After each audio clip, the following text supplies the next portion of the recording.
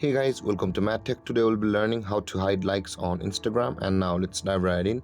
Now to hide likes on Instagram, first open up your Instagram app and make sure to be logged into your account, guys. Now before we proceed to hide our Instagram like, guys, make sure to subscribe to my channel because it gives me a lot of support.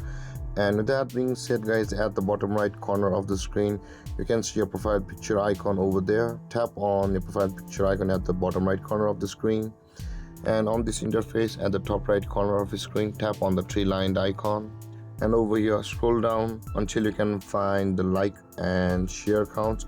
Over here you can see, guys, under the category of what you see there is the like and share counts. Tap on it and this kind of interface will appear, guys, where at the top right corner of the screen you can see the toggle icon just beside where it says hide like and share counts.